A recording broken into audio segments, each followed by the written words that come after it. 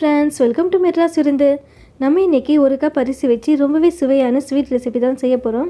இது பார்த்திங்கன்னா கேரளாவில் ரொம்பவே ட்ரெடிஷ்னலான ஒரு ஸ்வீட் ரெசிபி.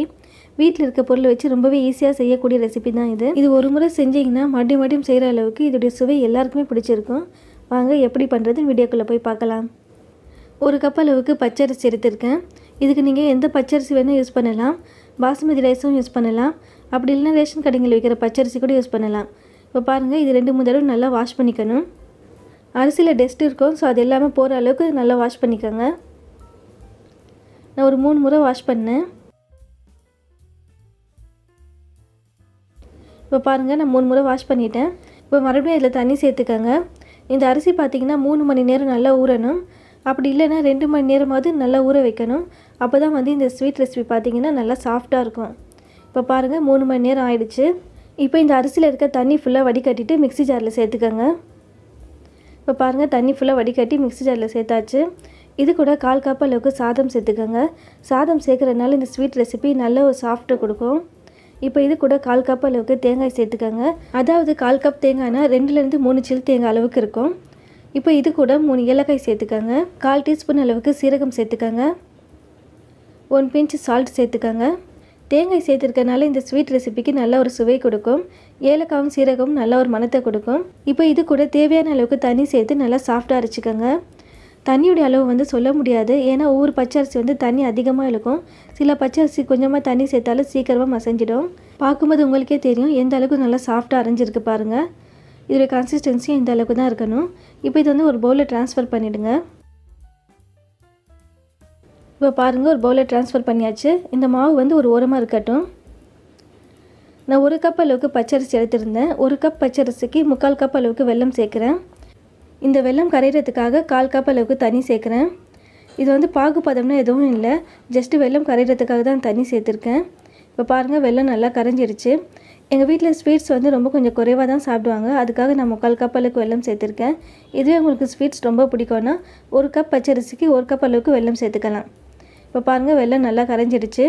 இப்போ இதில் ஏதாவது தூசி இருக்கும், அதனால் ஒரு வடிகட்டி வச்சு வடிகட்டிக்கோங்க. இந்த வெல்லம் தண்ணி சூடாக இருக்கும்போதே இந்த மாவில் சேர்த்துக்கணும்.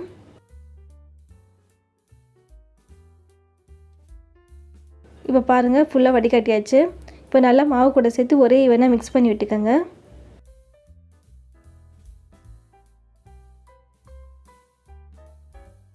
இப்போ பாருங்கள், நல்லா மிக்ஸ் பண்ணியாச்சு. இப்போ இது கூட 1/4 ஸ்பூனுக்கும் ரொம்ப குறைவாக சோடா மாவு சேர்த்துக்கோங்க. அதாவது ஒரு 2 பிஞ்ச் அளவுக்கு இருக்கும். சோடா மாவுனா தோசை இட்லி மாவுலாம் ஆட் பண்ணுவோம் இல்லையா, அதுதான். இப்போ இதுவும் நல்லா ஒரே ஈவனாக மிக்ஸ் பண்ணி விட்டுக்கோங்க. இப்போ இது கூட 1 டேபிள் ஸ்பூன் அளவுக்கு நெய் சேர்த்துக்கோங்க. நெய் சேர்க்குறதுனால நல்லா ஒரு வாசமும் சுவையும் கொடுக்கும். இப்போ இந்த நெய்யை நல்லா ஒரே ஈவனாக மிக்ஸ் பண்ணி விட்டுக்கோங்க. அவ்வளோதான், மாவுடைய ப்ராசஸ் முடிஞ்சிடுச்சு. இது ஒரு ஓரமாக இருக்கட்டும். இப்போ நான்ஸ்டிக் கடாய் நல்லா சூடாகிடுச்சு. இப்போ இது கூட 2 டேபிள் ஸ்பூன் அளவுக்கு நெய் சேர்த்துக்கோங்க. நெய்க்கு பதில் ரீஃபைண்ட் ஆயில் சேர்க்கலாம். அப்படி இல்லைனா தேங்காய் எண்ணெய் கூட சேர்த்துக்கலாம். இப்போ இது கூட 1/4 கப் அளவுக்கு தேங்காய் சின்ன சின்ன பீஸாக கட் பண்ணி சேர்த்துக்கோங்க. இந்த தேங்காய் நல்லா ஒரு கோல்டன் ப்ரௌன் கலர் வர வரைக்கும் வதக்கிக்கணும். இந்த ஸ்வீட் ரெசிபிக்கு பயன்படுத்துகிற பாத்திரம் பார்த்திங்கன்னா நான்ஸ்டிக்காக இருக்கணும். அப்படி இல்லைனா அலுமினியமாக இருக்கணும். சில்வர் பயன்படுத்தினீங்கன்னா அடியில் கரைஞ்ச மாதிரி ஆகிடும். அலுமினியம் குக்கர் இருந்துச்சுன்னா அதுலேயும் செய்யலாம். மூடிக்கு விசில் மட்டும் போடாதீங்க. ஸ்டவ் மீடியம் ஃப்ளேமில் வச்சு வதக்குங்க. இப்போ பாருங்கள், நல்லா ஒரு கோல்டன் ப்ரௌன் கலர் வந்துடுச்சு. இப்போ இந்த தேங்காயிலேருந்து ஒரு பாதி அளவுக்கு தேங்காய் ஒரு பவுலில் ட்ரான்ஸ்ஃபர் பண்ணிக்கோங்க.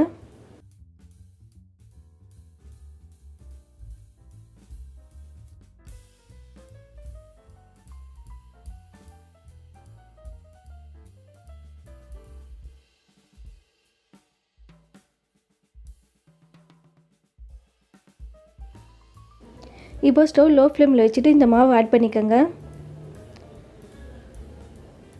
இந்த ஸ்வீட் வேகிற வரைக்கும் ஸ்டவ் லோ ஃப்ளேமில் தான் இருக்கணும்.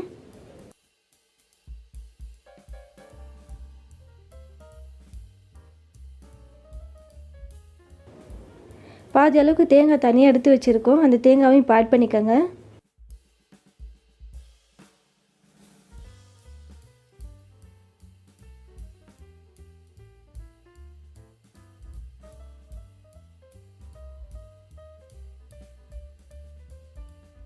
இப்போ நல்லா ஒரு டைட்டான மூடி போட்டு மூடி வச்சிடலாம். 15லேருந்து 20 நிமிஷம்குள்ளே வெந்துடும். ஸ்டவ் லோ ஃப்ளேமில் தான் இருக்கணும். இதுக்கு நடுவில் ஒரு முறை ஓப்பன் பண்ணி செக் பண்ணி பார்த்துக்கோங்க வெந்துடுச்சான்ட்டு. இப்போ 18 நிமிஷம் ஆகிடுச்சு. வெந்துடுச்சான்னு ஓப்பன் பண்ணி பார்க்கலாம். இப்போ பாருங்கள், மாவு ஒட்டாமல் வந்திருக்கு. உள்ளவும் நல்லா வெந்துடுச்சு. இப்போ ஸ்டவ் ஆஃப் பண்ணிடலாம். இப்போ இதோடைய சூடு ஆறுனதுக்கு அப்புறமா பீஸ் போட்டுக்கலாம். இப்போ ஒரு மூடி போட்டு மூடி வச்சுருங்க, சூடு ஆறட்டும். இப்போ பாருங்கள், சூடு நல்லா ஆறிடுச்சு.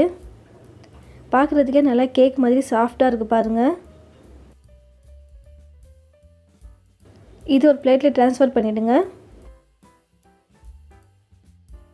நல்லா சாஃப்டாக இருக்குது. வீடு ஃபுல்லாக அவ்வளோ மணமாக இருக்குங்க. ஏன்னா தேங்காய் சேர்த்துருக்கோம், ஏலக்காய் சீரகம்லாம் சேர்த்துருக்கனால நல்லா மணமாக இருக்குது. இப்போ இது பீஸ் போட்டுக்கலாம். பீஸ் போட்டு காமிக்கிறேன் பாருங்கள் எவ்வளோ சாஃப்டாக வந்திருக்குன்னு.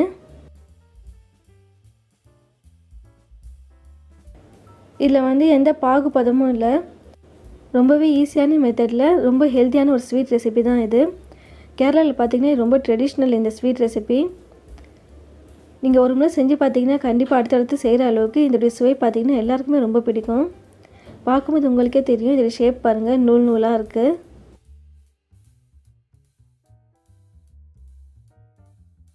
நல்லா சாஃப்டாக கேக் மாதிரி இருக்கும்.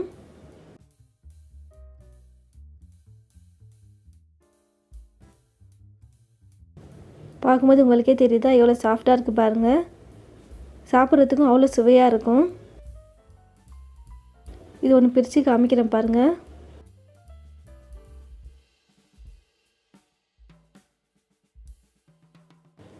உள்ளே பாருங்கள், தேன் கூடு மாதிரி இருக்குது பாருங்கள், அந்த ஹோல்ஸாக. பசங்கன்னா ரொம்ப இன்ட்ரெஸ்ட்டாக சாப்பிடுவாங்க. கண்டிப்பாக பெரியவங்களுக்கும் ரொம்பவே பிடிக்கும்.